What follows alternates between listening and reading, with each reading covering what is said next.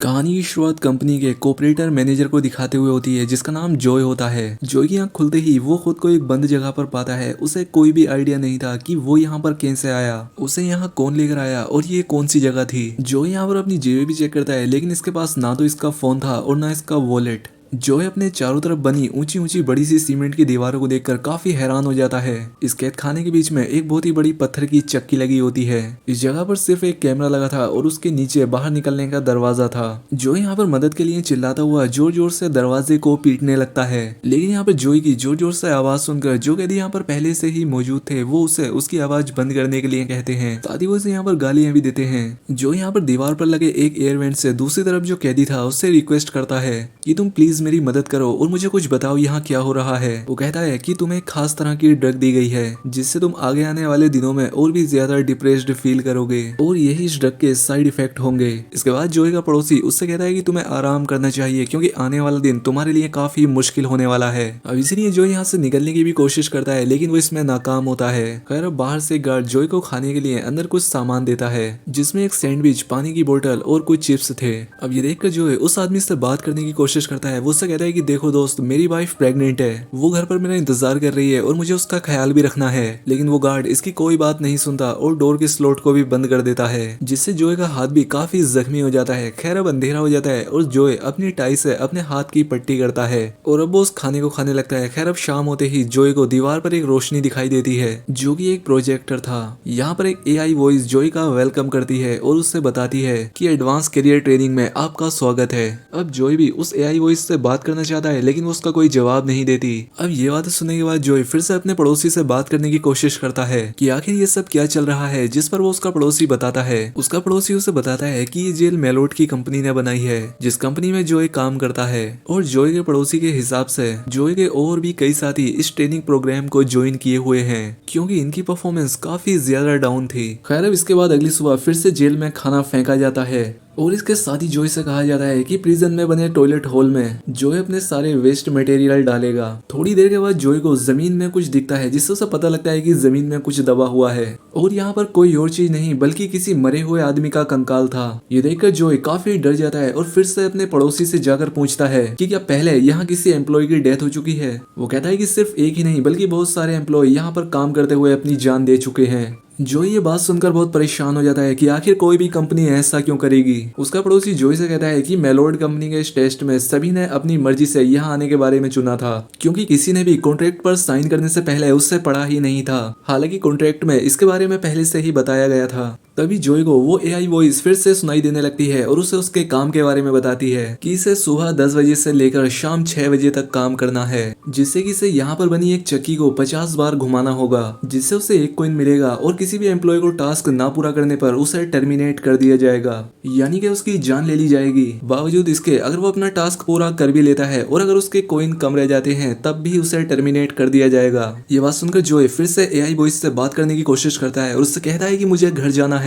ये सुनकर उसका पड़ोसी दोस्त उससे कहता है कि दोस्त ये सब करना बेकार है और तुम्हें कंपनी यहाँ तब तक रखेगी जब तक वो रखना चाहेगी। अब जॉय के पास दूसरा कोई ऑप्शन नहीं होता इसलिए वो चक्की को घुमाना स्टार्ट कर देता है। इस चक्की का पत्थर काफी भारी था और जॉय को सिर्फ 1 पॉइंट बनाने के लिए काफी मेहनत करनी पड़ती है। लेकिन हम देखते हैं कि जॉय को धीरे धीरे समय के साथ इस चक्की को घुमाने की आदत पड़ जाती है और वो 50 से भी ज्यादा बार चक्की को घुमाकर अपने पॉइंट पूरे कर लेता है। जॉय काम करते करते काफी थक गया था इसीलिए उसे नींद आ जाती है और अब जैसे ही उसकी आंख खुलती है किसी दूसरे सेल में उसे किसी आदमी की चीखने चिल्लाने की आवाज आती है जिसका मतलब था कि उस आदमी की जान जाने वाली है। खैर अब अगली सुबह जॉय खाना खाते हुए अपने पड़ोसी से बात करता है कि इस सब काम का कोई फायदा नहीं है क्योंकि अगर कोई अपना टास्क पूरा कर भी ले तब भी उसे सजा सुनाई जाएगी। जिस पर वो कहता है कि कंपनी का मालिक माइलोड हमेशा अच्छे काम से सेटिस्फाई नहीं होता बल्कि वो इससे भी और अच्छे की डिमांड करता है। अब जैसे ही जॉय के पड़ोसी को पता चलता है कि जॉय ने अपने 100 पॉइंट कंप्लीट कर लिए हैं तो वो जॉय से कहता है कि तुम्हें अपने टास्क से ज्यादा काम नहीं करना चाहिए क्योंकि ये तुम्हारे लिए खतरनाक साबित हो सकता है। कंपनी अगली बार इससे भी ज्यादा की डिमांड कर सकती है। लेकिन जॉय को लगता है कि शायद वो ज्यादा मेहनत करके ही अपनी पत्नी से मिल सकता है और वो काम करते वक्त अपनी वाइफ की यादों में खो जाता है जब इसने अपनी वाइफ को एक लग्जरी गिफ्ट किया था जिसे देखकर उसकी वाइफ काफी हैरान थी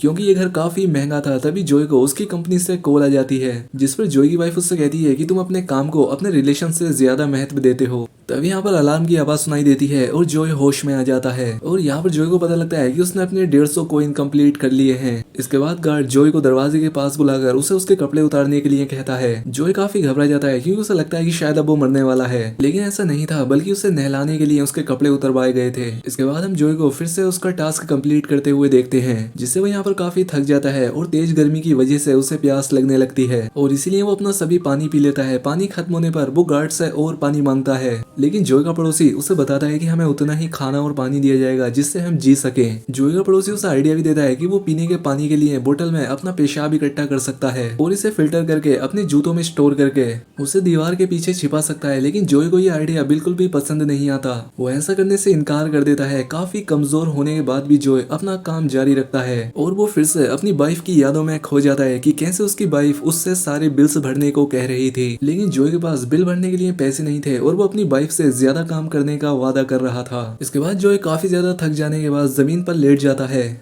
और तभी एआई वॉइस इसे कांग्रेट्स करती है कि इसने अपने 370 पॉइंट कंप्लीट कर लिए हैं। अब आराम करते हुए जॉय को उस चक्की के हैंडल के नीचे एलेक्स लिखा हुआ दिखाई देता है, जिसके बारे में जॉय अपने पड़ोसी से पूछता है, जिस पर वो कहता है कि एलेक्स ही वो अकेला इंसान था जो यहाँ से बाहर निकलने में कामयाब हुआ था। अच्छा काम करने के इनाम के रूप में एआई वॉइस जॉय से कहती है कि तुम्हें एक गिफ्ट दिया जाएगा और जब वो गिफ्ट उसे दिया जाता है तो वो एक पेन होता है, जिसे देखकर जॉय काफी उदास हो जाता है क्योंकि वो यहाँ पर इस पेन का क्या करता है, इसीलिए वो गुस्से में उस पेन को फेंक देता है। इस चीज के लिए जॉय को सजा दी जाती है और जब जॉय काम कर रहा होता है तभी वो नोटिस करता है कि उसका आज का टास्क 50 चक्कर से बढ़ाकर 370 कर दिया गया है। अब जॉय अपने जख्मी हाथ कैमराज में दिखाता है, लेकिन एआई उसे जवाब देती है कि इंसान कुछ भी पाने के लिए ताकत रखता है। अब ये बात सुनने के बाद जॉय के पास दूसरा कोई ऑप्शन नहीं था, इसीलिए वो काम शुरू करता है। अब वो चक्की को एक बार घुमाता है, फिर भी दीवार पर कोई पॉइंट नजर नहीं आता, जिसके बारे में वो अपने पड़ोसी से पूछता है तो वो कहता है कि तुम्हें सजा मिली है, अब तुम्हें 2 चक्कर लगाने पड़ेंगे जिस पर तुम्हारा 1 पॉइंट बनेगा। जिसका मतलब ये था कि आज उसे 740 चक्कर लगाने पड़ेंगे।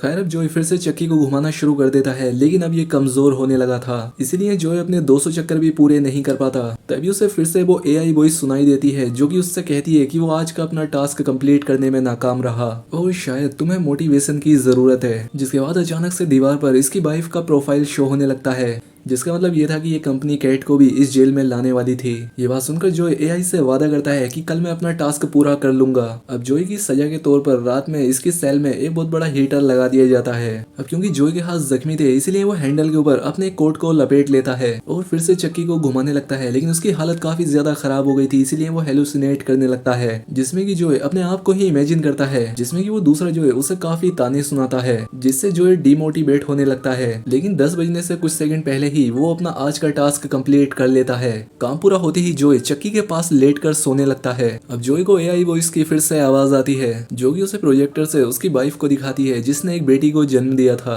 अब ये सीन देखकर जॉय काफी इमोशनल हो जाता है और रोते हुए सोचने लगता है कि इस वक्त इसे अपनी वाइफ के पास होना चाहिए था। इसके बाद जॉय अपने पड़ोसी से पूछता है कि एलेक्स यहाँ से कैसे बाहर निकला था। अब जॉय की वाइफ और उसके बच्चे के बारे में जानने के बाद वो पड़ोसी जॉय की हेल्प के लिए तैयार हो जाता है। वो जॉय से कहता है कि तुम इस दीवार के करीब जाकर देखो जहाँ पर सीसीटीवी नहीं देख सकता। वो इस दीवार के पास जाकर देखता है तो इससे पता लगता है कि यहाँ पर एक सर्कल बना हुआ है और यहाँ की जगह थोड़ी मुलायम भी थी। अब जॉय उसी पेन की मदद से इस जगह को खोदने लगता है और जब भी वो अपने काम से फ्री होता वो इस सुराग पर काम करता था और वो इस सुराग को इतना बड़ा करने में कामयाब हो जाता है कि यहाँ से निकलने का रास्ता बन जाता है। जॉय उस सुराग से होता हुआ एक ऐसी जगह पर पहुंच जाता है जहाँ पर काफी अंधेरा था। तभी जॉय पर एक बहुत ही तेज लाइट की रोशनी पड़ती है और तभी यहाँ पर एक गार्ड आकर जॉय के सर पर वार करके उसे बेहोश कर देता है। अब जैसे ही जॉय की आंख खुलती है वो खुद को फिर से उसी जेल में पाता है और साथ ही उस दीवार को भी दोबारा से भर दिया गया था और अब सजा के तौर पर जॉय का टास्क 370 से बढ़ाकर 1000 कर दिया जाता है। इस सब के बदले में जॉय के पड़ोसी को भी सजा मिलती है और उसकी एक टांग काट दी जाती है। जॉय अपने पड़ोसी से माफी मांगता है, लेकिन वो जॉय पर गुस्सा करते हुए कहता है कि अब मैं तुम्हारी कोई भी मदद नहीं करूंगा। फिर भी जो अपने पड़ोसी से कहता है कि दोस्त क्या तुम मेरे लिए कुछ और कर सकते हो,